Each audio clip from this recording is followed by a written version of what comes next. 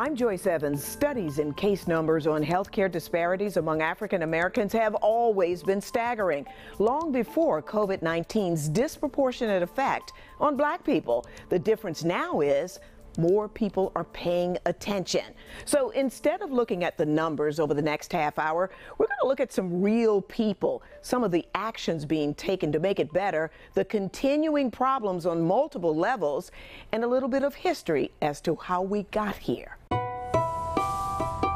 Almost every disease you look at, African Americans have high rates of disease. Not because of access to health care, it's not through any fault of their own. It really taps into this larger history of African Americans in this country, going from slavery right up into discrimination to today. Black Lives Matter! They say that it's us, and it's not. Philadelphia Health Commissioner Thomas Farley among the growing voices of medical professionals, speaking even louder now about the many roadblocks that continue to lead to African Americans getting sicker and dying quicker in higher numbers. It's not about just being poor and Black. You can be rich and Black and still die of certain diseases that someone who's white and 10 times older than you will not die from.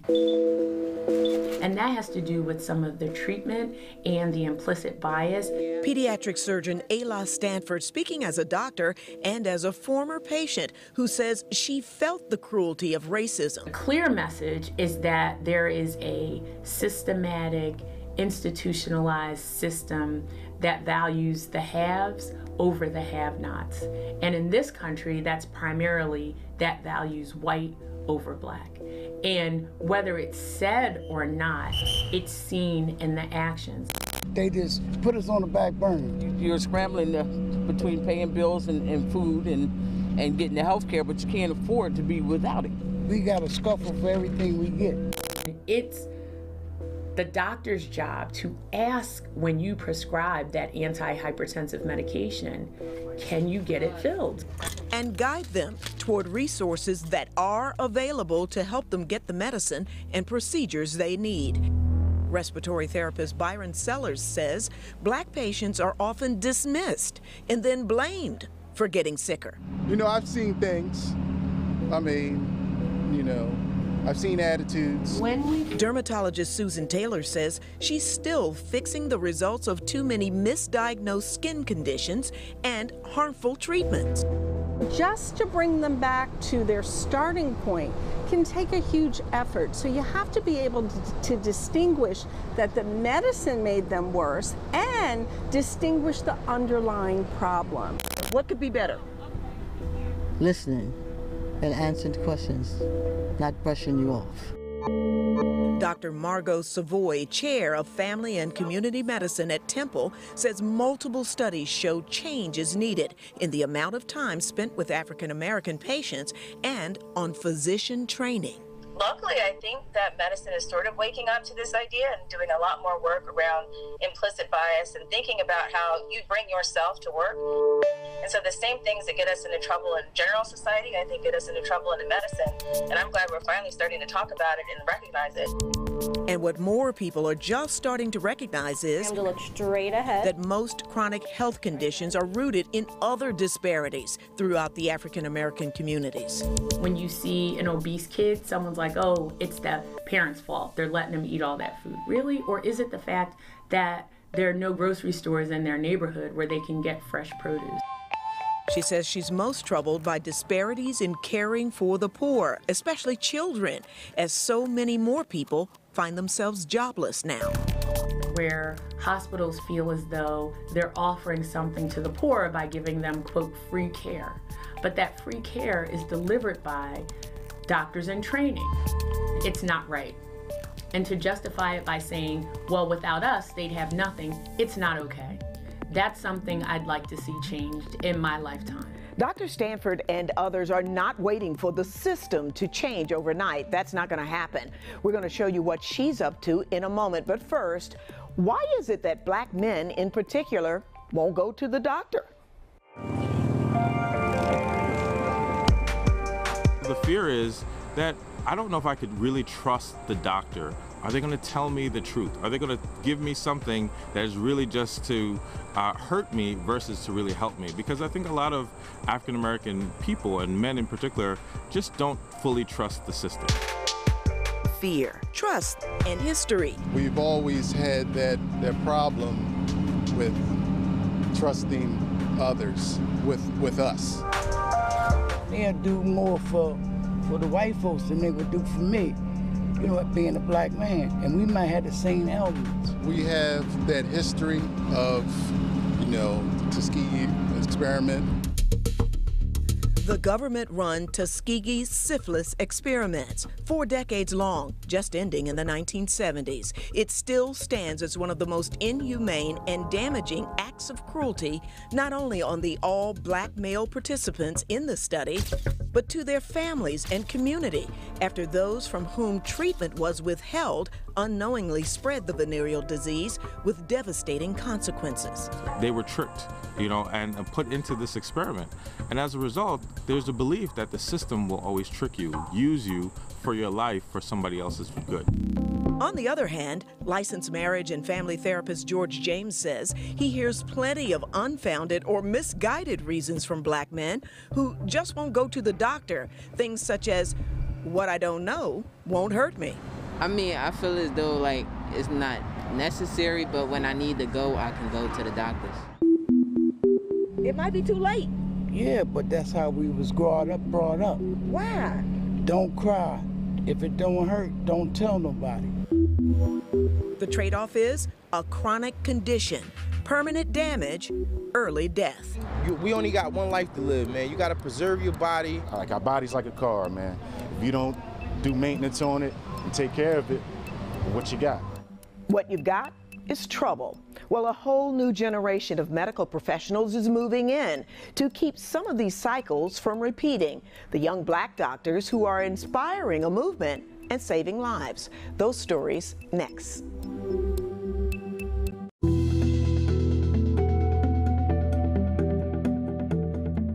We've heard the horror stories of how disproportionately the coronavirus is hitting the black community, and we hear the underlying health conditions and the lack of access to testing that may be the main reasons. But one local doctor wasn't buying it. She set out to reach the so-called unreachable, where they live and worship.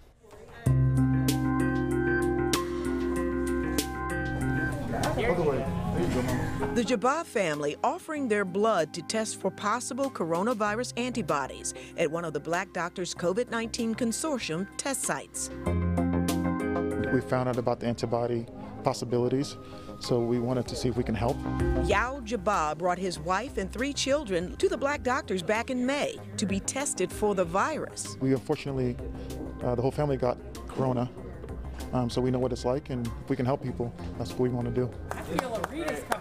The Jabbas are among the first in the next phase of pediatric surgeon Ayla Stanford's mission to just make sure the most vulnerable, disproportionately affected among us get access to testing, treatment, and a fighting chance to survive COVID-19.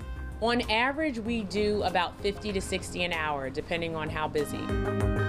It was busy on this day, hosted by the Baptist Worship Center Church. The doctors closing in on 10,000 tested since mid-April, all free of charge. It's because we are empathetic, and because we listen, we have a shared cultural experience with them, and because when they see us and they can see us eye to eye, that we care, and we're genuinely here because we want to be here. Driven to be there over what she says are nothing but excuses used by too many healthcare professionals for just about every disease and condition before COVID-19, sickening and killing black folks. Black doctors do care about the communities of black communities. This helps for me because I don't have health care. I don't have health care. I'm out of work. I went out of work to care for my mother. And the people should come out and be tested. Even people with insurance said they had been told to just get on a list elsewhere and just wait.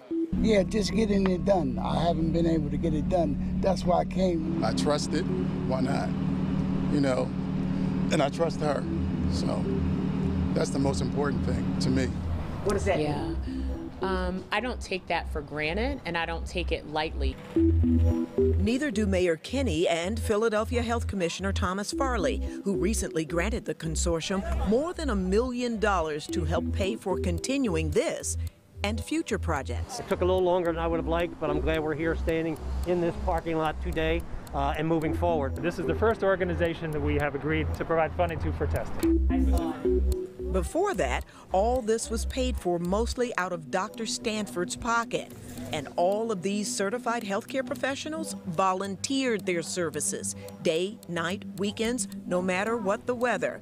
As a result, it is energizing other members of the Black community, professionals, church and community leaders, and lots of regular folks to take action. You just can't sit back, you gotta do something. I want to do it until you don't need me anymore. And then when you don't need me for COVID or for vaccines, then we want to focus on those other screening conditions that we've been talking about, the cancer screening, better control of the diabetes, nutrition, hypertension, prostate cancer in men, my goodness, all of those things. One other thing is routine eye screenings and treatment for the conditions that are robbing African Americans of their sight. Next, a patient who waited until it was almost too late, now joining forces with next generation doctors working to change things. It's concerning enough, the numbers of African Americans losing their sight because of chronic health conditions like diabetes. But to go blind because you didn't get routine eye examinations, Will's eye doctors are trying to prevent that. Yes, I started worrying about it after I found out that I had it. Willie Izzard was 65 years old when he walked into the Will's Eye emergency room 2 years ago. The exit at the end? When I be outside, when the sunlight hit me, it'd be kind of cloudy. And then at nighttime, like I said, once in a while, the car lights would bother my eyes. Unfortunately, he was diagnosed with glaucoma for the first time in the emergency room, which is unfortunately not too uncommon here in Philadelphia. We're not talking about a third world country, we're talking about one of America's biggest cities where you think access to care is not an issue, but here we're diagnosing severe glaucoma even in an emergent setting. Access to eye care for Black, brown, and poor people is frustrating to glaucoma specialist Natasha Kohlemeyer. I'm going to take the opportunity to push down here a little bit, okay? More on that in a moment. But equally as frustrating, she says, are cases like Mr. Izzard's. The retired postal worker had great vision insurance coverage, but still, he wouldn't get eye exams. Why? I don't know, I just wouldn't do it. Straight ahead? It's a common answer. Doctors say they hear it all the time. Mr. Izzard had insurance. He's been seeing his primary care doctor, but you might just not know to get an eye exam every 2 years after the age of 40, for example, and things like that. All major vision-robbing conditions. Turned out, Mr. Willie had glaucoma and cataracts. You know, I wasn't a doctor person. I didn't like to go to the doctor, but now I find out that, you know, it hurts in the long run. With irreversible damage. For most people, you don't actually develop symptoms until you're very late on in glaucoma, where it's now affecting not just your peripheral vision, but affecting you right in the center. And that's what really brought him in. And if we had caught this 15 years ago, 20 years ago, he'd be at a better point right now. How much vision has he lost? Probably he's lost about 80–90% of his vision.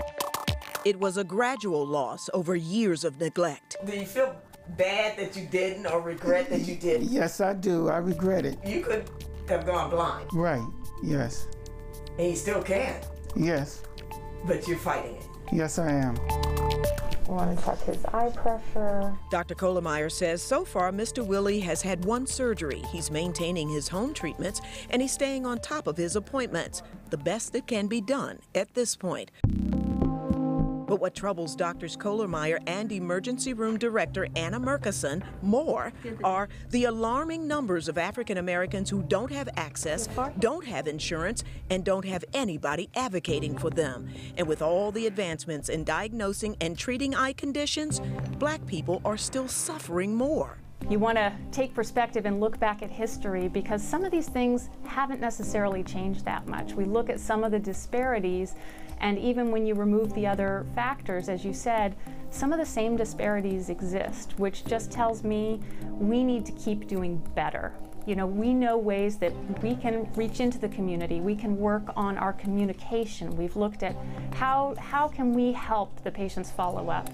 By meeting them where they are. For years, Will's Eye has taken their doctors and their high-tech screening equipment into local, underserved, vulnerable communities, seeking out those at high risk and testing free of charge, developing relationships that offer answers, resources, free glasses, and eventually easing the fear of coming in for treatment. They also recruit patients like Mr. Izzard as community ambassadors. Because when we look back 30 years from now, we don't want to say we didn't improve things, we didn't move the bar, because we know we can. A good diet is one of the most important building blocks of health. They say food is medicine. But what if you can't afford it or healthy foods are not accessible in your community? A look at so-called food deserts. That's next.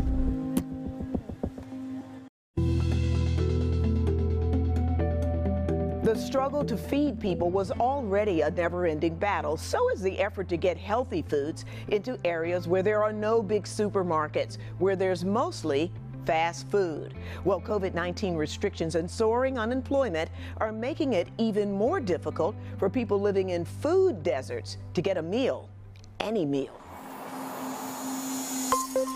When I open the door there on a typical Wednesday for a feeding event, you'll have well over 1,000 people in need. There are not quite 1,000 on this Friday morning in the parking lot at St. Joseph Pro Cathedral on Federal, but the need is crystal clear. I haven't been in a line like this my entire life until this COVID-19 began. I've been employed my entire life until March of 2020. Unfortunately, Dan Brown, who drove in from Sicklerville, has lots of company in long lines forming early. People on foot, people in cars, picking up 2 cardboard boxes full of fresh produce and dairy products. These are all a byproduct of the USDA, and it comes through Philabundance to the Touch organization and then to these places right here in neighborhoods. This is absolutely a blessing. Here, let me see if I can get it. It's a partnership between the nonprofit Touch New Jersey and the freeholders of Camden County. It's a lifesaver for the hundreds of people being served here. Well, the fruits and vegetables are very helpful, and even what I don't use, I can bless someone else with. Serving on average more than 300 families at each location every week before the food runs out and people have to be turned away. It's really disheartening to know that for 15 weeks we've been doing a food distribution once a week, and that line has not gone down. It's increased. Camden County freeholder Jonathan Young says COVID-19 simply pulled the cover off of a huge ongoing hunger crisis throughout our region, a problem many people have ignored, but they can't anymore. It is times in pandemics and times like this here where we get exposed, and that exposure is deadly. Now, how you act on that is the difference. And here's how: extending programs already in place to reach more people in need, like the Health Department's Meals on Wheels program for seniors. Cell phone video showing us preparers before 7 a.m. getting meals together to go. And we ended up enrolling 3,200 extra seniors who needed to be fed. Seniors who normally would not be eligible but are now COVID-19 vulnerable. Jamie DeFrancesco making the rounds. Pre-COVID-19 seniors are getting their normal daily delivery, while new COVID area clients are getting a stack of meals to last a week. We're going to come on a Monday. Boom, see you next Monday, and that's your meal pack for the week. It's mostly frozen food for them. We're in a food desert, and to get any food is a big deal. To get quality food is even a bigger deal. Especially now that officials say plans have fallen apart to bring a major supermarket chain into the city of Camden. This one. A long-time food desert where healthier, affordable meal selections for most are out of reach.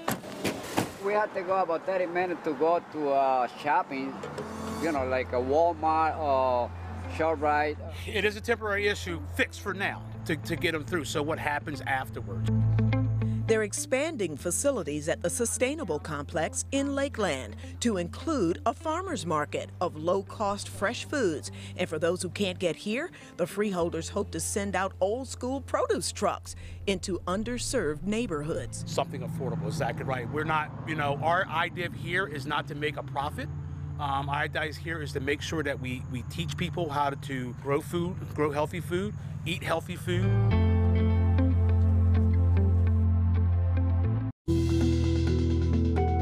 The hope is that everyone will do their part, no matter how small, to make sure we just care about one another as human beings equal on this earth.